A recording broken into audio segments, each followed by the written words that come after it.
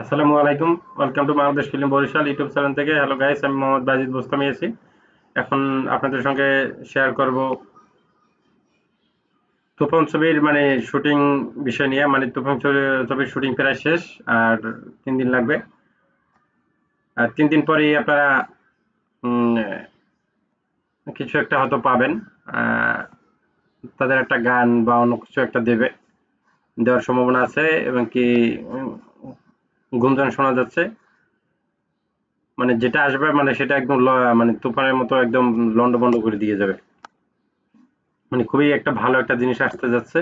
হয়তো সেটা গানও হতে পারে, টেইলারও হতে পারে। তবে টেইলার হবে না, একটা গান-টান হবে, এরকম একটা কিছু হবে। আ বাট আরেকটা টিজার দিবে। সবেমাত্র একটা টিজ দিয়েছে। এরপর আরেকটা টিজার দিবে। আ টিজারটা আরেকটু ব্যাপক কিছু থাকবে। টিজার থেকে আরেকটু বেশি কিছু থাকবে, এবং কি এরপরে হয়তো টিজার দেবে, নয়তোবা আপনার একটা গান দেবে। এই ২ টার একটা জিনিস দেবে। আ আর এই তুফান ছবির শুটিং একদম শেষ পর্যায়ে। আহ, অল্প মনে করেন 5% থেকে 7% শুটিং আছে।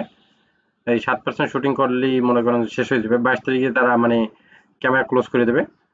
আহ, তারা সবকিছুই সাথে সাথে করে ফেলাইতে আছে, একটা শুটিং করে ওটা আবার সাথে সাথে এডিটিং মানে যা যা করার দরকার হয় তারা করতেছে। এই জিনিসটা খুবই ভালো। আর বাকি তুফান ছবির প্রচারণা ইন্ডিয়ান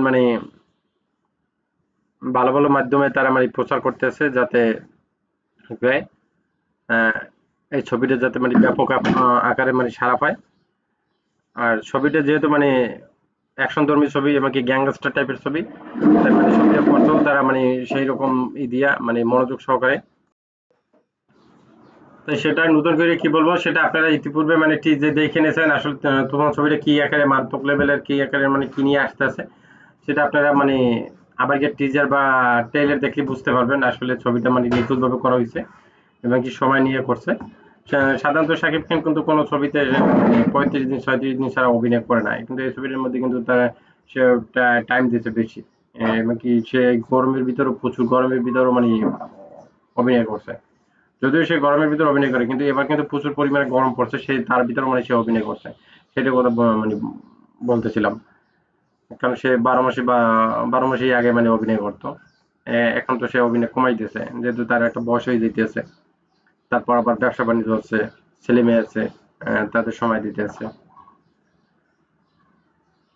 যাক, আপনার এই যে খবরটা শুনে কে কিরকম এক্সাইটেড, সেটা কমেন্ট বক্সে কমেন্ট করে জানাবেন। আমার কাছে আমি তুফান ছবিটার কোনো কিছু আপডেট পাওয়ার জন্য খুবই অধিক আগ্রহে আছি, কোনো কিছু দেখার জন্য। আপডেট তো কিছু না কিছু পাই, কারণ আপনাদের মাধ্যমে আমি সংগ্রহ করি বা পেয়ে থাকি। এখন শুধু বাস্তবে চোখে দেখার জন্য অপেক্ষায় থাকি সবসময়, তুফানে কি একটা কখন কি আসবে, বা তুফানে কখন শুটিং শেষ হবে।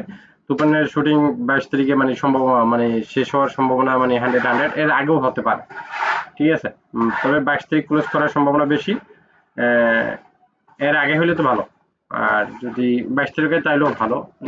যাতে ছবিটা ভালো মতো তারা ই করে গুছিয়ে করতে পারে। তাতে যদি আরো 1 দিন 2 দিন সময় বেশি লাগে, তাও ভালো।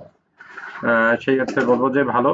যেহেতু এখানে যেহেতু রায়ান রাফি, শাকিব খান আছে, এখানে তারা কোনো কিছুতেই দিবে না, ছাড় দেবে না। তারা সবাই চাইবে যে, যেহেতু যেহেতু ছবিটা এমন একটা হাইপে তুলে গেছে, এখন তাদেরও চিন্তা ভাবনা হয়েছে যে এমন হাইপে নিতেই হবে যাতে এই হাইপটা যাতে না কমে। ঠিক আছে, ওই রকমই তারা একদম শুরু থেকে শেষ পর্যন্ত ওই ইটা মানুষকে পর্দায় ধরে রাখার জন্য যে একটা থাকবে, চেষ্টা থাকে পরিচালক এবং কি অভিনেতা অভিনেত্রীদের বলি বা নায়ক বলি, ঠিক আছে, তাদের যে একটা চেষ্টা থাকে যে না, আমার এই অভিনয়টা একদম শুরু থেকে শেষ পর্যন্ত যাতে মানুষ দেখতে বাধ্য হয় এই ছবিটা। তারা ওই রকমই শুটিং করতেছে। আর ওই রকমই সবকিছু সেট মেট সবকিছুই সাজাইয়া চোখ ধাঁধানো, যাতে মানুষের মধ্যে কোনো একটা কনফিউশন সৃষ্টি না হয়, এটা এরকম হবে কেন, এটা এরকম হবে কেন। তারপরও হয়তো দুই একটা ভুল ত্রুটি হতে পারে, কারণ সবার থিঙ্কিং তো একরকম না। হয়তো রায়ান রাফি যেরকম চিন্তা ভাবনা করে সেই রকম আপনি করেন না, আমি করি না, ঠিক না? তো অবশ্যই রায়ান রাফি একজন মাল্টি ট্যালেন্টেড একজন পরিচালক, সে অবশ্যই ভালো কিছু চিন্তা ভাবনা করবে। তারপর যদি ভুল হয় সেটা ভিন্ন কথা। ভুল মানুষের হবেই।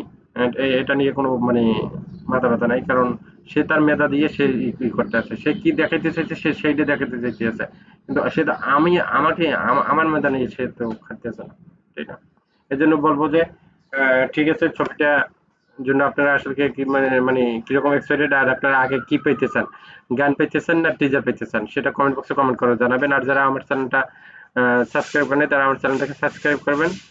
আমার ভিডিওটা এতক্ষণ ধৈর্য সহকারে দেখার জন্য সবাইকে অসংখ্য অসংখ্য ধন্যবাদ ও দোয়া ও ভালোবাসা রইল। আল্লাহ হাফেজ। আসসালামু আলাইকুম।